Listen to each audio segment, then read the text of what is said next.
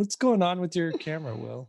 I'm playing with tape lenses here. Okay. Experimenting. He's got the mood lighting and sexy Soft filter. focus. Soft focus, baby. Glamour shots. You remember that, Will? 73. This is tape. Maybe those ping pong shoes have like a little. Hello, everybody, and welcome to 3 Point Perspective, the podcast about illustration, how to do it, how to make a living at it, and how to make an impact in the world with your art. I'm Jake Parker. I'm Lee White. And I'm Will Terry. And all three of us are professional illustrators. And we've all worked for all the major publishers in the business. Together, we've published, 50 or 100 books, and we've all taught illustration at university. Each week, we come at you guys with a different topic in illustration. Sometimes we argue, sometimes we agree, rarely, but each time you're going to learn something brand spanking new. Great. How many of us were fired from university? That's what I want to know. Because we all taught illustration at university. That lawsuit is but still now we pending. don't. I can't talk about it. So that means that there's a story behind each one of us and the reason why we don't still teach. I wouldn't say I got fired. My problem was they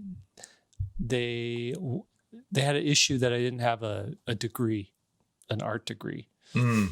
And so, that highlights how archaic the choices that universities make at this point. I feel very secure in saying that. Like they are like, it's like steering the Titanic. Like you can't turn it that well. You can't maneuver, and they get stuck in these patterns. And that's why, my school was making just horrible choices.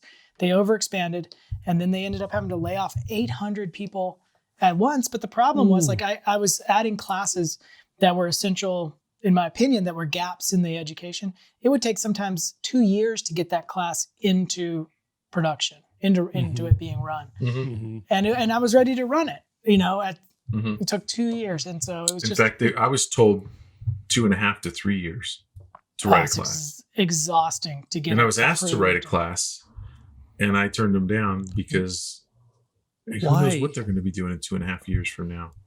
Why so long? Like, what's the holdup? It's just getting it into, so many approvals has to be done. Well, and then the other thing that I noticed, I'm going to throw some university people under the bus right now. Now, a lot of people had stopped. Let's get the year off right. Spill the tea. Right. They had stopped working years and years ago because it's really hard to teach full time and to stay a full time illustrator. You almost can't do it. And so a lot of the full time faculty just did not have current work that they were doing, current illustration jobs. They were, a decade out. Right. It's like, when was the last time you actually talked to an art director or an editor, had an interaction with them? And and if it hasn't been 6 months or a year, then you're outdated. You're already like, that's the way things. I would say the same reason, though. The same types of things have happened to us at SVS. In that, now I've got you guys' attention now. What? And when I say you guys, I mean Jake and Lee. They're like, what you about to? Where's he going? From when we first started. Mm-hmm. We thought of a class and we made it in a matter of weeks. Mm-hmm. We just did it. Correct. Yeah. Now we have, people that we work with. Mm-hmm. It's not just us. Mm-hmm. There's a lot of things to consider. There's a lot of meetings we try to double check and make sure that we're making smart moves and not dumb moves. And so things just take us longer. Our process is a lot longer now from start to finish. That's fair. Nowhere near as long as the university, but yeah, it won't take us 3 years to get a class up and running. More like 2.5 years. Yeah. 2.5 years. No, that's a good point. The more people you bring into an organization, just the more communication that needs to happen, the more back and forth. And when you get to this university level where there's, there's a faculty, and then above them there's administration, and above them there's, there's the accreditation board too. Yeah, there's all this stuff. It's hard and it's crazy. I tell you the one thing that we would never do, though, that the university system does, and that is hire, like you got a full-time person and all of a sudden a class needs teaching that they couldn't get an adjunct for, they just throw the full-time person in there. It does not matter what the subject is. It could be graphic design. It could be anything. And that person may or may not have any experience in that subject. We would never do that. Yeah. Can I ask you guys a question? No. Professional question. Professional question.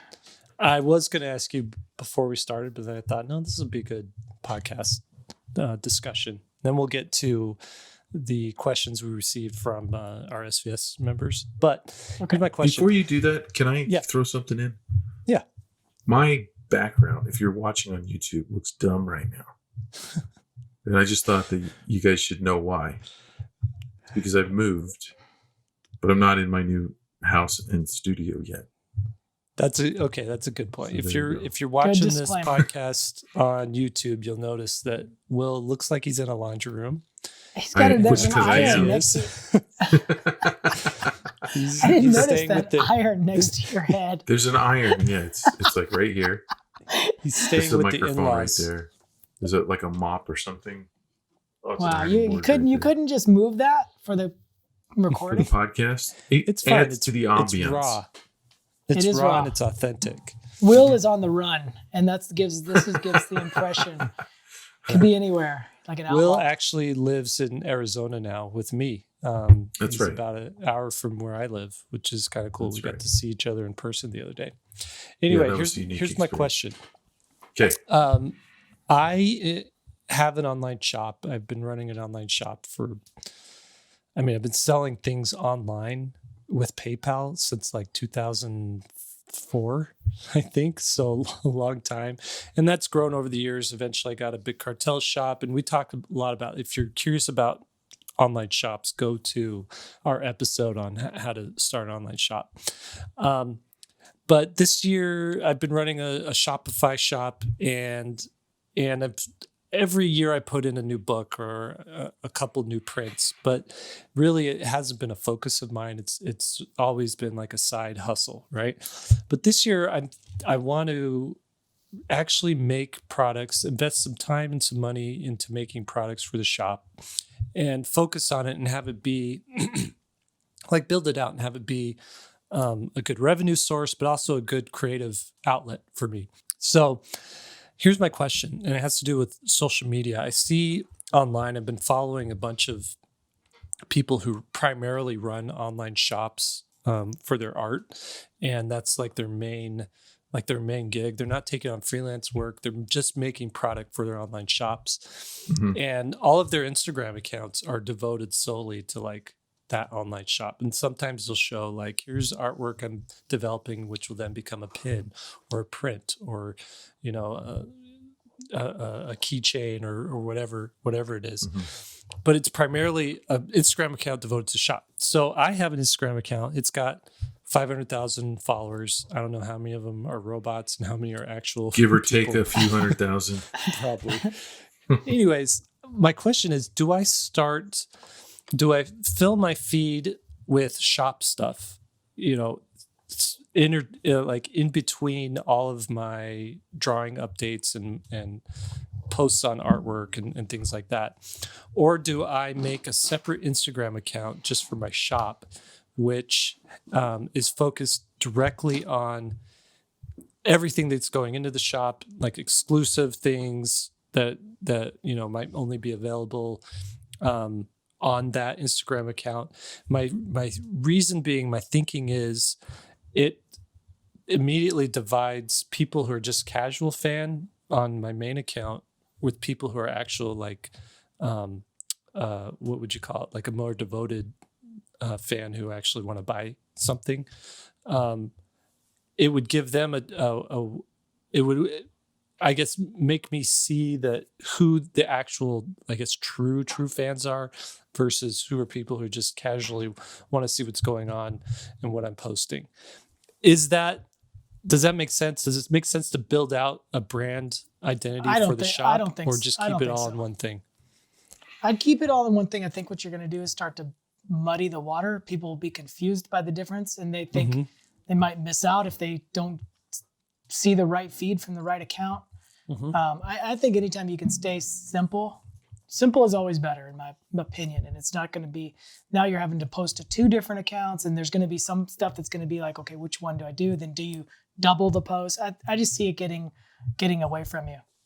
Yeah, if you were going to make artwork that was a total departure, like if Jake Parker landscapes, oil landscapes, plein air painting, Right. yeah, different Instagram. But like, I'm putting myself in the shoes of the average Jake Parker fan, and I want to know everything that you're into. I want to see it all because I'm interested in you. You're an interesting person. This harebrained idea was I follow a guy named Levi Pruitt, and his online handle is Levizzo, and he has a separate Instagram account. I think his main account has like 200,000 followers, but he has a separate Instagram account called Club Levizzo, and essentially he uses that account to post like original artwork that he's selling. And so if you want like first dibs or know when something drops in his shop, people follow that account.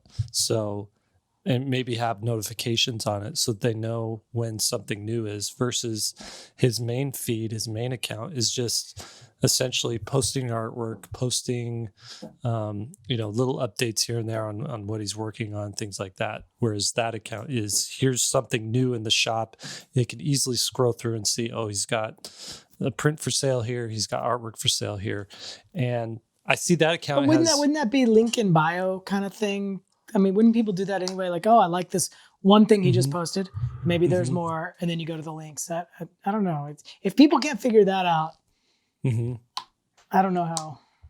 I don't know. Okay. So then the option would be keep it all on the same account and just have my feed be posting a lot more about here's what's in the shop. Here's my new products. Maybe every other day is like some sort of promotional thing for the shop. Whereas it's not just posting artwork or posting sketches or things that I'm working on, but there's a balance between stuff I'm working on and pitching or I love that, because selling. then that gives you more content anyway. And it gives you a variety of content. It's not the same thing. Yeah. Okay. I guess part of me is I just want a way to have, so the big issue is the algorithm, right? So if you're following, say you're following 100 people, okay, or I don't know, we'll just say 100 people. You go onto Instagram. Instagram's going to pick who out of those 100 people who have posted recently, who have had somewhat engagement, and you're going to scroll through and you're only going to see a post of 25 of those people, right? Before you get through all of them.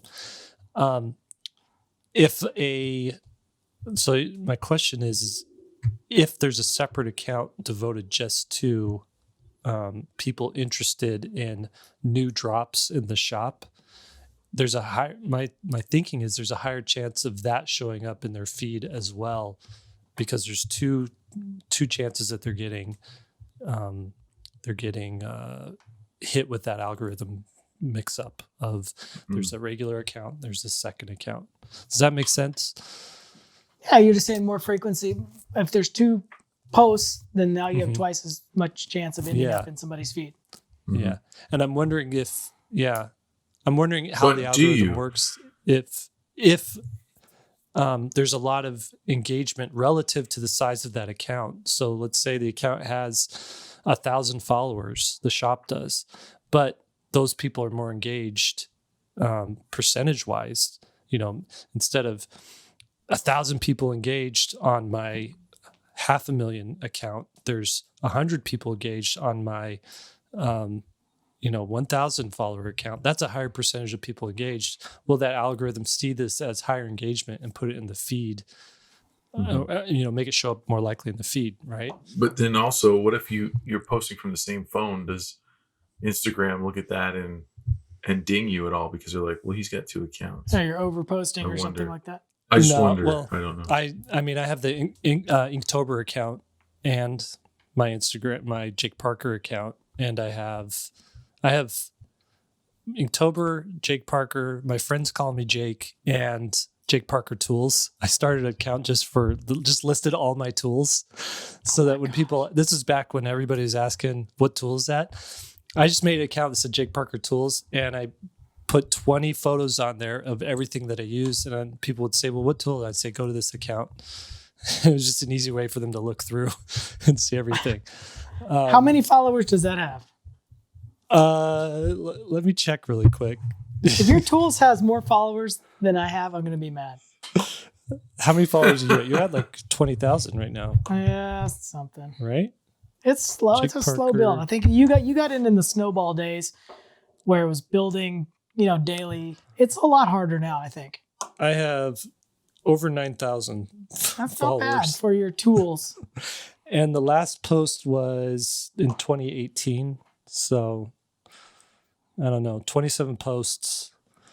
That's what I'm thinking. Like maybe the shop has its own account and it's just, you go on there and you can see, oh, there's a book for sale. Oh, there's a print for sale. Oh, and you don't have to like scroll through everything. Why don't you I try don't it and see? Try it and report back and see how it is. I guess the take home for everybody who are now thinking about turning the channel because we're really boring right now is the take home is we still don't understand how to exactly use this stuff, and these are discussions we still have. Even somebody like Jake Parker, who has 500,000 followers, you'd think that we have it all figured out, but we don't. I mean, it's still a question. I will say this. I've been listening while I'm working. I just typed in how to grow your Instagram following on YouTube. I've just been listening to every fake guru or real guru, whatever, just say like, here's how you grow it in 2020. Here's how you grow it in 2021. Here's what you do. And my big takeaway from all of them is, and this was an aha moment for me, is your Instagram account is not a portfolio. What it is a conversation tool. And as soon as you start treating it like a conversation tool, you'll get more followers, you'll get more engagement, and the algorithm will favor you more. And you have to just understand that your average person isn't going to Instagram to look at people's portfolios. They're looking to have to be a part of a conversation and see what's going on and what's new. What's an example of a conversation versus a portfolio post? So maybe you post artwork because you just finished something, and you say you did a drawing of a kid at a carnival and he's got a balloon, right? You did that one with the Totoro balloon, right? Generic character that did not get a cease and desist. Fuzzy character. So let's say you post that on there. Your first line in your comment your first line might be under the description of the photo. What was the last carnival you went to? Immediately that person's, instead of going to say, nice drawing of a kid at a carnival, they're going to be like, oh yeah, I went to the Texas State Fair. Man, that was so fun. They're going to fill it out. Mm-hmm. And pretty soon there's a conversation happening in your thing. So one easy thing is just ask a question in your post. The other thing I did the other day was, did a story of me drawing. I took a video of me drawing, and then I put on there, what are you drawing today? And I got like I didn't count them, but I was scrolling for like a minute when I got all these responses. It was maybe 500 responses. It was so many. Wow. Of people just telling me what they were drawing. And I reposted some of them, as many as I had time to repost, so that people could see, like, here's what other people are drawing. But it's just people wanting to like be a part of this conversation that's happening. And what was interesting is, because that boosted engagement in the stories, my next post on my feed actually had a higher amount of engagement, likes, comments than the previous posts I had been doing. So cool. Right now I'm just devoting a little more. I've sort of neglected social media. Like, I've just given it the attention it barely needed to survive, like, for the past couple of years. And now I'm like, well, let's see what happens if I actually do a little homework, try a few tactics and things, and see if it like moves the needle at all in this stuff. So it's interesting. Cool. All right. So thanks, guys, for letting me bounce that off of you. I figured if I'm wondering and dealing with something, somebody else out there might be, and they might. What are you going want to the, do? You already know what you're going to do. I You're already going know to that create you guys are another. wrong. You're going to create an Instagram account. We all already knew it. You're looking for validation on the thing you already decided to do. Yeah. All right. Will, I believe we have. I'm just changing subjects unless there's more you wanted to razz me. Well, on. I just want to let everyone know that I'll say the thing that you're thinking whenever Jake's speaking. I'll just. I guess more so. I did want validation on that idea, but I also just I really did want to hear someone say, no, that's a bad idea, and give me a reason why, because when you go down a path, you're like, this is great. Or at least for me, it's hard for me to see the other side of it. Why would you waste time doing that? So you guys helped it. I don't like how you're handling that knife, Lee, right in front of me. I will be bloody by the time this podcast ends. I'm going to flip this blade up and it's going to cut me. I fidget with stuff while we're doing podcasts all the time. It probably shouldn't be like a switchblade.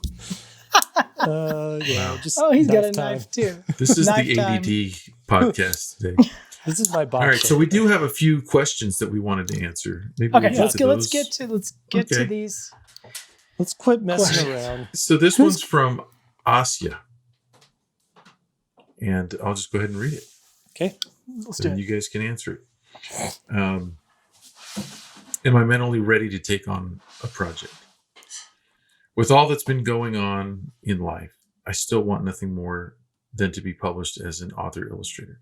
That being said, my life is so busy with 3 kids at home, with me at home, things to take care of. How could I possibly be ready to take on a project, especially for a first project? I don't think I'm mentally ready, but my heart wants this so bad. And immediately when I read this, I thought, well, are the 3 of us the most qualified to answer this question? I never personally had 3 kids at home at the same time. My wife took care of the kids, but then she did go to school when our 3rd kid was a baby. And I had to take care of the baby. So I do have a little bit of experience with this. She was a school teacher at junior high, and I had this little baby in a bassinet that I put under right beside my desk while I drew. I didn't have You're 2 like other the kids running Mandalorian. around. Yeah. Yeah. But I didn't, but I can't really imagine, because he would sleep, my youngest Seth, he'd fall asleep and I'd just start cranking and getting work done. And I try to stay off the phone, but that's when I would plan on doing a lot of my drawings or paintings, for illustration projects.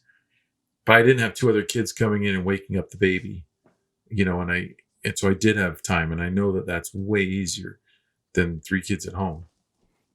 What do you guys think?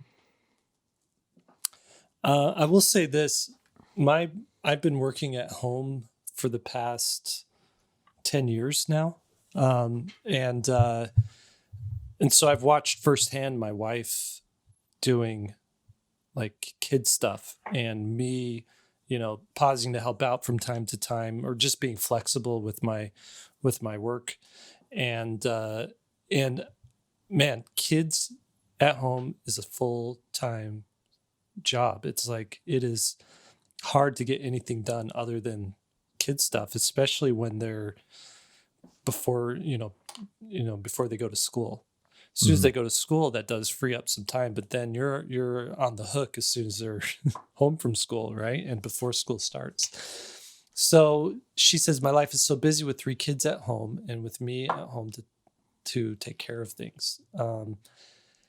I think, and in talking with our friend Sarah Jane, who's a stay-at-home mom who also is an illustrator, talking with Tanny, who's one of our SVS teachers, who also stay-at-home mom with kids. Her kids are a little bit older now.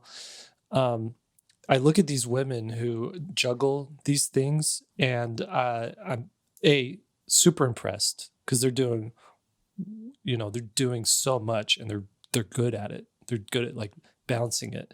But I want to say, it gets a little bit better once those kids go to school. So it might be that you carve out, you I guess set your expectations for the amount of time that you have right now. You lower those, like the expectations for what you can get done, and say, if I am able to get a half an hour today on a project or an hour today on a project, then that's a good thing. If you have a partner that you're living with that's helping you, a spouse or whatever, and you tell them this is something that means a lot to me and I really want to do, then it might be something to work it out with them, that they take the kids at some point during the day, or you're able to hire some sort of help to take the kids at some point during the day, so that you do get a good solid chunk of time to work on something. That's how I've seen women do it in the past, or currently, that I know personally. And then I think once you're opened up a little bit with the freedom of kids going to school and there's more time in the day, then you could expand a little bit more and you could spend more time on a project. But I think the short of it is it's just hard, and these frustrations that you're feeling are legitimate, and I think you have to figure out a way to work within those limitations. I'll add to that if you use the kids going to school as the point where you can start doing full projects and work backwards from that, it's a slow burn, I think, to get into this industry. It's not just like, oh, I think I'll take a project and now I have a project. It's I think I want to start taking on projects. Now I got to find a client list. Now I got to do, build my portfolio up, and all that stuff can take place over a much longer period and a very slow burn, because it's not so immediate. The deadlines are a part of it and all that. And so I would use the time where the kids are at home to set up these slower deadlines that eventually work out in terms of timing to when the kids are in school. And then now you have a client list. Now you have advertising budget. Now you have a bunch of portfolio pieces that you want to advertise. And then you just hit the ground running. And that's when the real projects will start to take place, where deadlines become a little more crucial. Mm-hmm. And I know of, just talking with my friends of mine who have done this balancing thing. There's also ways to you could carve out early morning hours or late night hours where you want to get a few hours chunked together. It might be that you rearrange a schedule so that when kids are asleep or when your partner's home from work, that they can take care of these kids a couple of nights a week or a couple mornings of the week, get them off to school, and just kind of work out a situation with your partner. If you're a single mom with kids, again, that's that's so hard. I don't know. Mm-hmm. I don't know how you would. There's the saying that there's just a time and a season for everything in life, and it might be that this is just your research and development phase until freedom. That's what I was saying. Like build up a good Pinterest account, references, all that kind of stuff that you can do when you're, to do a children's book. You need all your mental energy to be fresh, and that's just not possible with the kids. It's funny because you forget what it's like as your kid starts to get a little bit older. My kid's 10 now. Not that I'm out of the woods by any stretch, but it's easier than when he was, little. But I just went on vacation for a week with my brother, and he's got a 1-year-old and a 2-year-old. And it was a disaster. We couldn't do anything. Like it was all dictated by the babies. The whole schedule, what we ate, how everything went was dictated by them. And I had forgotten how dominant that is at that stage of life. Mm-hmm. Another thing to think of is I don't know anyone who has a thriving illustration career who didn't go through a lot of struggle, either financially or trying to find time because they're working a full-time job and trying to make the transition over to the thing that they really want to do, which is illustration. I can't think of anybody who, had either a spouse working or came from a very wealthy family that supported them to where they just had free time to just create all day and magically kind of develop this career. In fact, the opposite. I know people in that situation who play video games with the time. So if you catch yourself in a situation going, I could be successful if I had it like so and so, just know that that's not always true. If you have, in other words, I think that I would almost give a higher percentage chance of success to the person who really has to struggle to find the time to become an illustrator, rather than the person that has all the time and money in the world. Because in my experience, those guys don't pan out. That's a good point. You bring up a really good point too. I'm thinking of the people I know who are really successful, either never had kids, and so they just had all this like time to devote to their craft, or they had a spouse who kind of took care of day-to-day tasks and things like that. So they had a good chunk of time every day to work on their thing.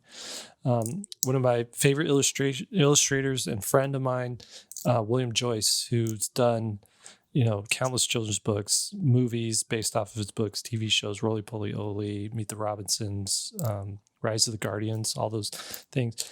His career actually started out, his wife had a job and she worked and supported him while he tried to get this children's book thing off the ground and running. And eventually when his project started to actually make money and bring in money, she quit her job and they started a family. And that's how they did it. It wasn't like, he just, popped out of art school and boom, had a full-blown career. There was that stage of struggle. So, and I totally identify with your heart wanting something so bad, but not being in a physical place to be able to handle it, a mental place to be able to handle it. It's just, you just have to sort of wait that out and leverage certain things that you have in your life so that you can get to that point, and eventually it'll come. But I agree with Will. Yeah. In a nutshell, there's a real struggle, and every successful person I know has had to go through something like that. Okay. What's the next question? Right.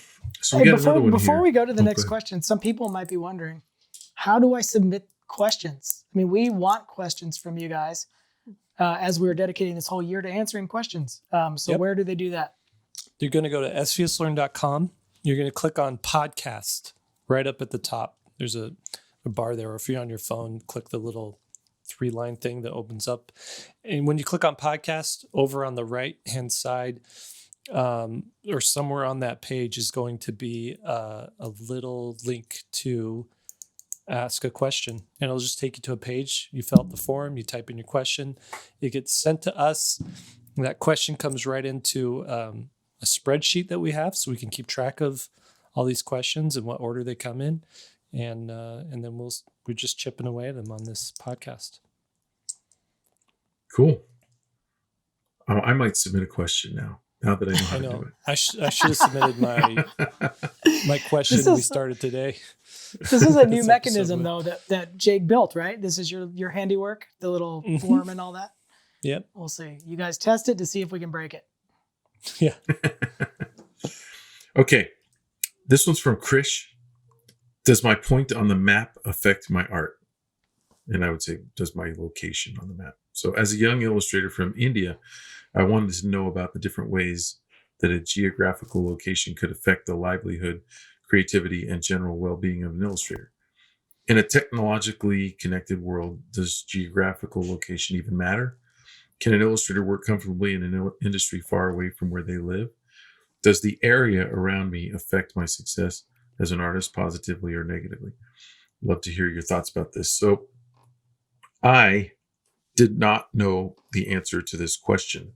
So I emailed this question out to a few of my art directors and an editor and got some responses back. So if you want to bear with me, I'll just read these because I can't really paraphrase them very well because they're pretty detailed.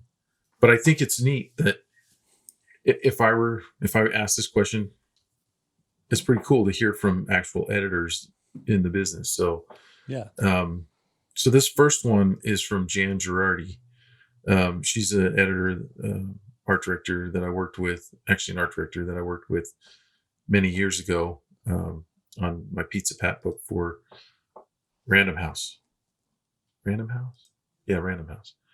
And she says, sure, I would say to Krish and any other illustrator that has this question with the digital technology we have today, I feel that your geographic location is not a big concern when being considered for a project with a U.S. publisher. I've worked with illustrators from many countries around the world just as easily as with local artists. Digital art is easy to share, and even if your art is not digital, original reflective art can be mailed internationally to the publisher for scanning. And of course, all communication is handled through email no matter where you live. While you can create art from anywhere, it's still important to be aware of what's currently selling in the children's book market in the country you want to be originally published in. Also, classes like how to perfect your children's book portfolio on SVSLearn are helpful for learning what you should include in your portfolio when looking to get work in your children's books. I think that was my class, guys, wasn't it? Mm-hmm. I'm pretty sure. To Chris's question, yes, your point on the map may affect your art, but most likely positively. Publishers need your illustrative voice. So yes, it can be a benefit by bringing something unique to your artwork that editors and art directors are looking for. And yes, it's totally fine to be far away. The digital world is small. Keep working on your great art and bringing your own viewpoint to your illustrations, no matter where you live. So that's from Jan. This next one is from Nicole, who was my Nicole Gassengay, who's my art director for the Bonaparte books at Penguin Random House. She says, I would say that geographical location doesn't matter at all anymore. It's all about how strong your portfolio is. I would even say that it's also easier now with technology being so ubiquitous to get noticed by an art director without having an agent representing you. So that was surprising to me. She thinks it's actually easier if you don't have an agent. Having your work on Instagram, Behance, Pinterest, etc. We're always looking, even if you aren't looking for us.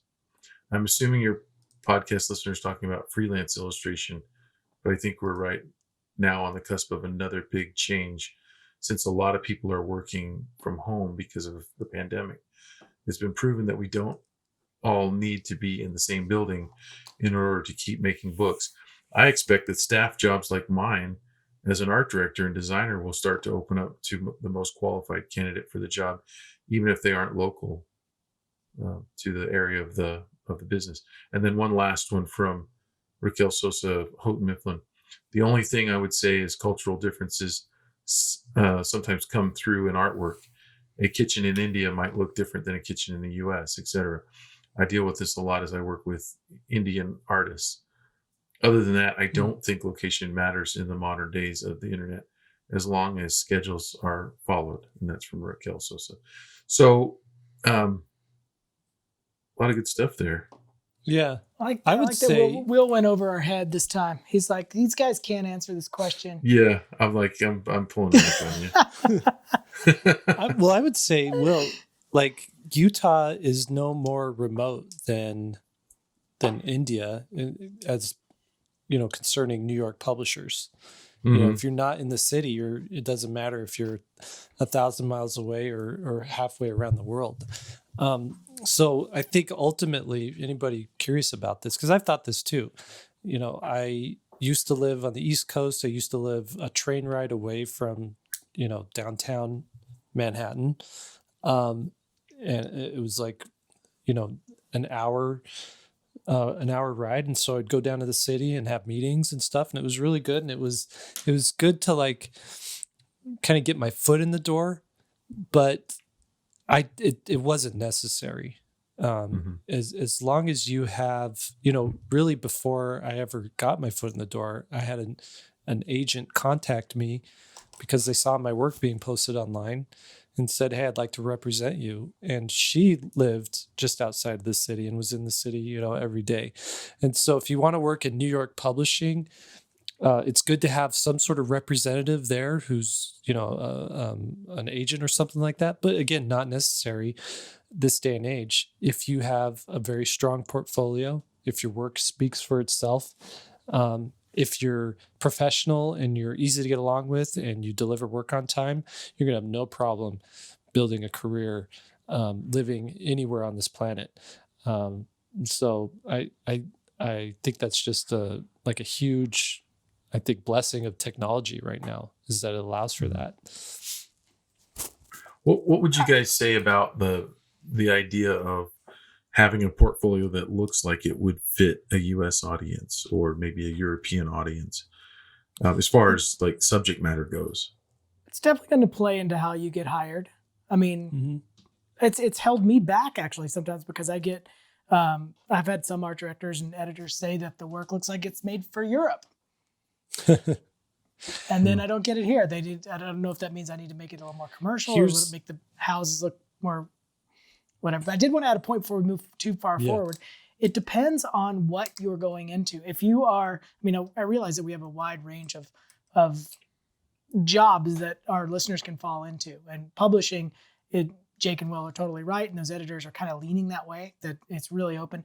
I think if you're going to go into concept design or other kind of production job for entertainment, you actually do need to be, or it's very helpful to be in those locations just because you happen to meet a lot of people just randomly, like at a figure drawing workshop, you'd sit next to somebody who's already working at DreamWorks. And then these relationships start to be forged. And that becomes a little more important in that context. Yeah. Yeah. If you're going to work in animation or video games in production,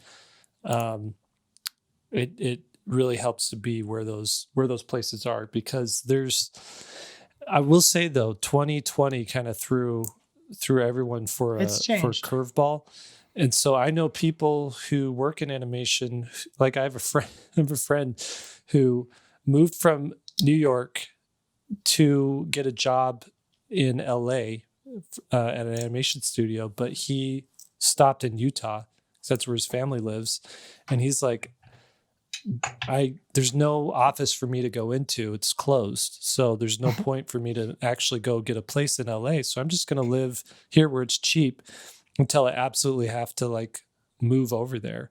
But that said, I think when everything starts going back online, and I've heard a lot of these studios are like, we're not even going to say we're opening our doors until August of 2021, right? It may be longer.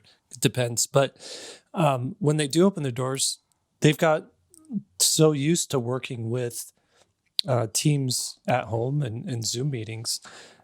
And with traffic being what it is in Los Angeles and in these other big cities, it might be that everybody commutes, 2 days a week instead of 5 days a week. And so there's ways around actually having to live right where it is.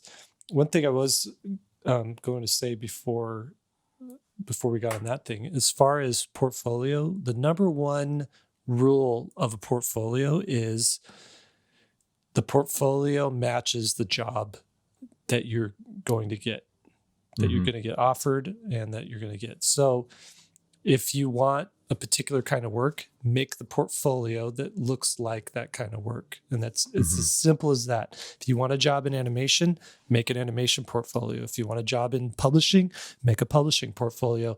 And people, even myself, you think, I need to show a broad range of here's everything that I can do. And there's very few jobs where they're looking for a generalist these days, someone who can do children's booky style, but can also do Warcraft, at the same time. You're just not going to find someone, you're not going to find a job where they specifically need that. And so the more focused and more niche and specific that you can get in your portfolio, the more likely you'll be able to land a job. getting that thing. Mhm. And then once you've got that job, you've got a little more freedom. Then you can spend some time exploring. You can push the boundaries in the job that you're having, and break out a little bit. Yeah. I mean, we're truly living in a global marketplace right now. It's a unique time to be alive. I mean, you can, I've got a camper. I could go off into the wilderness and illustrate. And as long as I find an internet connection, I can send artwork. I can get emails and work. Do you guys on do any some- work for foreign clients? I'm currently doing a job for a French company right now. What's really cool Yeah. about that is France is 8 hours ahead of us. So when I wake up in the morning, I'm getting notes at the end of their day. And so then I'll work on it all day and I'll send it at the end of my day. And so so in their eyes, it's 5 o'clock, 6 o'clock their time, PM. They send notes to me. They go home. They come back to work the next morning, and they've got all this work done because I've spent a whole day working on it while they've been asleep. That's awesome. That's perfect. Yeah. Okay. All right. Time for one more. Sure. Let's do Okay. one more. This one says 39-year-old male seeking a career change. I'm 39 years old, married with 3 kids. I want to change everything, or I want to change eventually my careers and become a children's book illustrator. I have 3 questions. Number 1. Slipping in 3 questions. Wow. Yeah, this is a Boy. loophole here. Your form obviously didn't exclude this. What Didn't you're account for saying? this. Will pigs get fat? Hogs get slaughtered? I'm surprised you didn't cut this guy before you even. What is your advice to someone who is middle-aged and would like to put their foot in the door to some publisher? 2, is it harder for older people to get work? 3, do you know of people that have changed their careers to become illustrators later in life? And he throws in, I love the podcast, you guys, and thanks for letting me slide 3 questions in there. I added that last part. Can I start with is it harder for older people to get work? Yeah. I want to add the one thing that, after teaching so many years, seeing so many different students and age ranges, the one problem that I see that older people have, and this is inherent, you got to watch out for it, I think, is as people, I think, grow up, especially those late teen, early 20 years, those tend to brand the way that you think. And I've seen this over and over with different generations. It really does brand how you think. And so as somebody gets older, say they come to a field like illustration, what their version of illustration is can sometimes be dated based on that time frame where they grew up and it had a different look to it. And so that's something that it takes some serious soul searching and good portfolio reviews to get you through that. Make sure that you're not falling in that trap. Not that you want to follow the trendy, what's the, what current character design, I got to make that kind of character. But you just got to watch out that the work doesn't look dated from the way it looked when you were growing up. I agree. Another Yeah. thing that I would say, though, along that line of age is most of the people that I know that really hit their stride in children's publishing or in book cover design, book cover illustration, did it in their 30s and 40s, not in their 20s. True. I would say. Mhm. So, and I think there's a level of intelligence, or maybe not intelligence, maybe it's wisdom that you need when you're tackling a story to be able to go macro to micro and to say, this is what I need. This is the information I need to convey to the viewer, not all this other stuff over here that's not important. To be able to edit and to be able to not, what's that saying? Not see the forest for the trees, kind of a thing. You beginning illustrators, in my experience, and myself included, when I was younger, we tend to just get so enamored that we can make something look realistic, or that we can make an object look cool, that we just overdo all the unimportant stuff. Mm-hmm. And one thing I see with maturing portfolios is is the economy of detail and the focus on the more important main idea. Now, that being said, maybe if you start at age 30, it still takes you the same amount of time to go through. I don't know. Do older people go through that quicker? Can they use the wisdom in life? Like right now I'm switching over from racquetball to tennis, and I have a guy that's teaching me tennis. And, I played racquetball for 35 years, and all the same, he's trying to say, I'm trying to hit it pretty hard. And he's saying, okay, placement, I want you to really work on your placement, slow it way down. And as he's saying that, I'm like, this is the exact same thing I've taught people in racquetball is, they get in there and start blasting away. And I'm like, I'm falling into the same mistakes that begin, and so I'm like, okay, Will, just apply everything because it's all the same stuff. And I'm wondering if your age and experience in other areas could apply and speed up the learning curve. Probably. In illustration. I want to say too, just with that, add on top of that, the age factor, you have so much more experience, which you can bring to your illustrations. You're probably a much better student now than you've been in the past because you have, more patience. You have a better understanding of a timeline, how long it takes to learn something. So I think that a 39-year-old, if they wanted to become a children's book illustrator, a professional, get their first children's book job in a couple of years, I think that's completely reasonable. For it to be a full-time career, maybe a couple more years after that, as long as, like Lee said, they're able to have a good contemporary style, a style that people want to pay for, want to see, but also that they're just a little bit savvy about, I think, cutting through all the noise. There's so much that you can learn online. There's YouTube videos. There's all these online courses offering every single thing. But if you can figure out a curriculum for yourself where I need to learn this, then I need to learn that, then I need to learn that, you'll get yourself in a place where you can learn what you need to know in order to become that professional. As for examples of people who I know who have come to illustration later in life, I want you to look up Anthony Wheeler. His website's Anthony Wheeler Art. And I met him at a Comic-Con several years ago. And we talked. He pulled me aside. He's like, will you look at my portfolio? And he was in his 30s when we met. He might be 40 now. I'm not sure. But he's like, hey, I want to shift careers. I want to get into illustration. I want to do this sort of thing. And so I helped him a little bit. I mean, he did most of this on his own, but I hope that I guided him and pointed him in the right direction. And I just watched him go at it with posting on social media. He wasn't afraid to post, his early stuff. He was always sharing, here's what I'm working on next. He was always pushing himself as far as style and subject matter and taking on new pieces.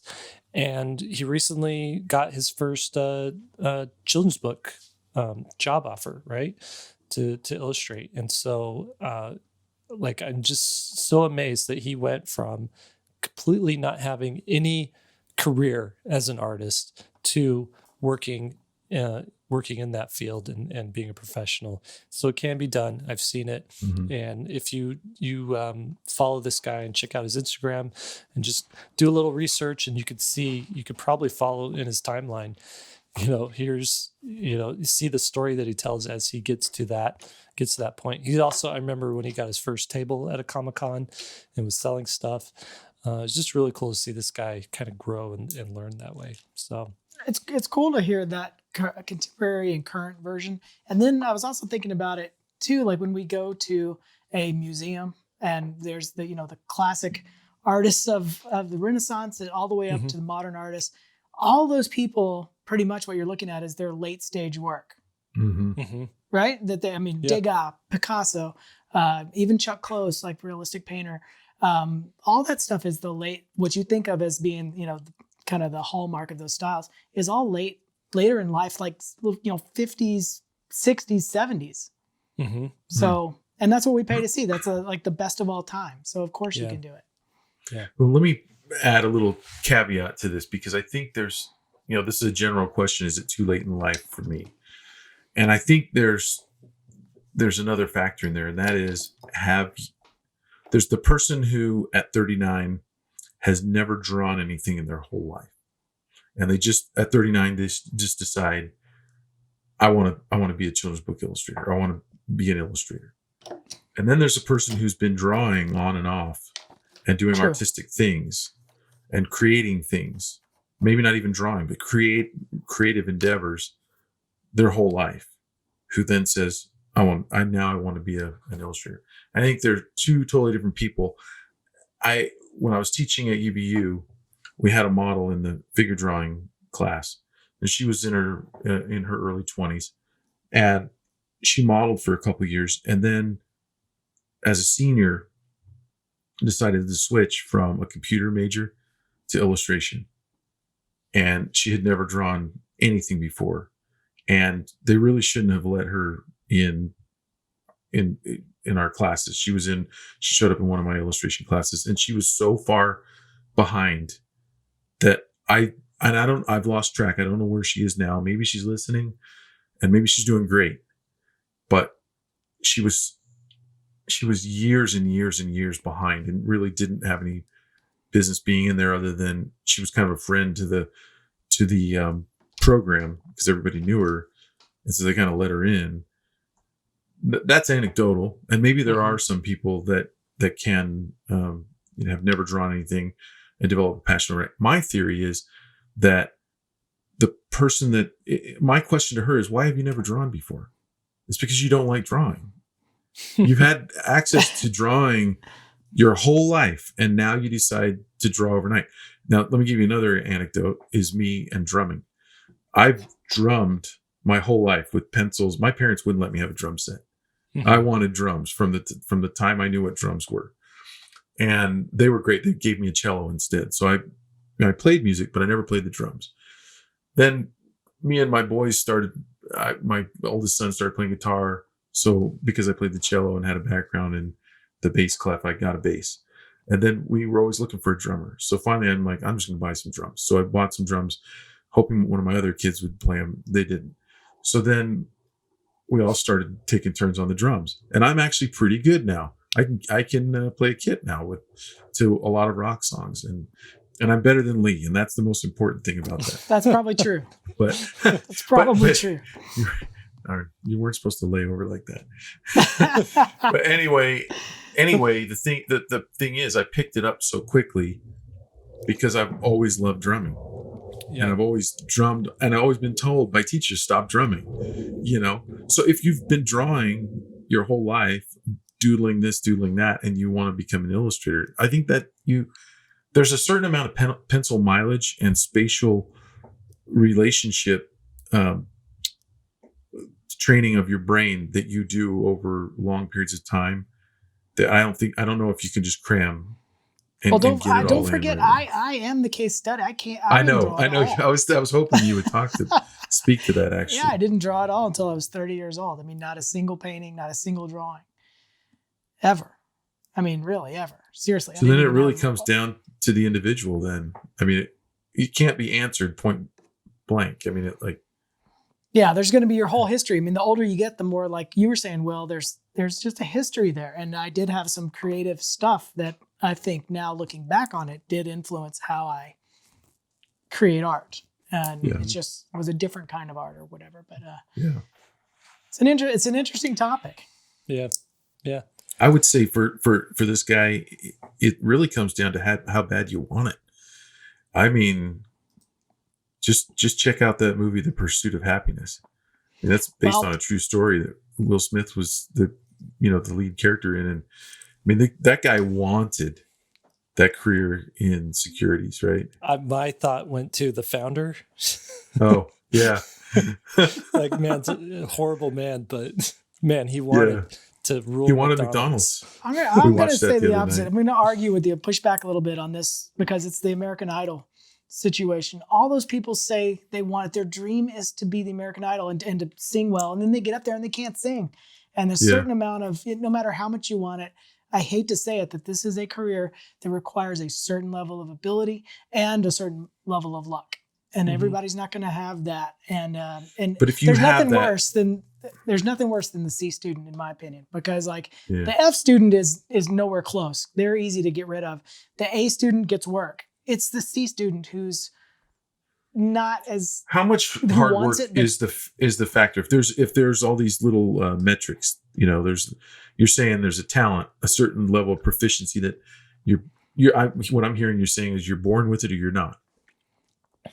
So there's an element of that after teaching for so long, I don't know if you can get around it. The kids that had it, I could teach and they went on and did great. The kids that didn't have it, they never got it. They got better, but they didn't get pro level. Have you ever met a student that just worked their butts off and still couldn't get there? Oh, just really worked hard. I have. I've seen both ways though. I've seen somebody who was really bad early and just dedicatedly did every assignment. This is amazing. This one student who did every assignment, even the most basic ones that everybody's kind of poo-pooing on because they're boring. I mean, he's really focused on them, and slowly but surely he got so much better. And by the time he graduated, he was pro level, went on to work in video games, and he was fantastic. But for every one of him, I see 5 to 10 other people who they want it, and they're not going to. You know what? They're not. It doesn't mean you. It doesn't mean you don't have to. You can't get better. It doesn't mean that. It just means you might not be a pro. You know what I think is the difference there, because I've seen that a lot too. The ones that work hard and don't ever get there, they seem to have a couple of things working against them. One, they don't look at what people are doing. They won't study people that are really successful. So there's one, they're not, and they also seem to be a little closed-minded when you give them advice. That's true. But the ones that are sponges, that are open-minded and just tell me what to do and I'll do it. And then they're also looking, and they're actively looking on Instagram at good art. And then there's the person who you ask them who their heroes are, and they show you really bad artists, and you're like, that's the problem right there too. So it's maybe it's the aesthetic. Maybe it's the aesthetic that they're born with or not born with, that they have or don't have. Because if you like things that no one likes, that's ugly, you're going to make ugly. You know what I mean? I think there's a couple factors too. It's style, but it's also voice. And you may technically not be a great illustrator, but looking at your illustrations, you can see, this person's trying to say something interesting, something engaging, something smart or something like that. Disturbing. And that can take it 100 miles further than just the art. And I think of Strange Planet, the alien drawings. I don't know if you've seen them. The guy has 80 million Instagram followers, but the drawings are fine. They're passable, but the words that these aliens are saying, his outlook, his view, is brilliant, and that's what it's done so well. And I put him in the same camp as Gary Larson with The Far Side. You look at those drawings minus the gags, and he's a C student, right? Yeah. Eventually, after doing it for 10 years or whatever, he really nailed down an interesting style. But it was more the joke than it was the art, right? And that's where the smart comes in, I think. Yeah, and same with the oatmeal too? Yeah. Matthew Inman. If you really have a good voice, regardless if you do children's books or comics or anything, that could be a larger factor to your success than actual drawing ability. So it's you got to check your whole package and see what am I offering here, or what are my abilities here, and what can I run with. Yeah, if you're middle-aged, the question isn't your age, it's what can you make? What can you make that will change people emotionally? Because that's really the thing. Can you create art that solves interesting problems? Yeah. then yes, you can. And so the one thing you're going to have to get at that stage, especially if you're starting a little bit later, is a good mentor or a good sounding board. I mean, you need honest feedback, I guess is what I'm saying, as you start to navigate all this stuff, drawing and style and all that. I guess at any stage of your career, you're really going to need that. We did a podcast on finding a mentor. You might want to check out if you haven't heard it before. Cool. Well, should we wrap it up? Let's wrap it. Let's put it Let's in a wrap. burrito. Thanks for joining us, everybody. 3-Point Perspective is made possible by SVSLearn.com, where you can become a great illustrator. I don't know if great one, but you could become an illustrator. It's up. We'll teach you how to do it. It's up to you how great you'll be. But your hosts today have been Will Terry, Lee White, and I'm Jake Parker. And if you want to follow us on Instagram, our accounts are at Will Terry Art. So at Will Terry Art on Instagram. Lee is at Lee White Illo, and I am at Jake Parker. And then our podcast is produced by Daniel 2, and you could find his work at daniel2.co, and 2 is spelled TU. Special thanks to our SVS production manager, David Broad. And a thank you shout out to our social media specialist, Lisa Fott. If you like this episode, hopefully you made it to the end. We appreciate that. If you like it, please share it around.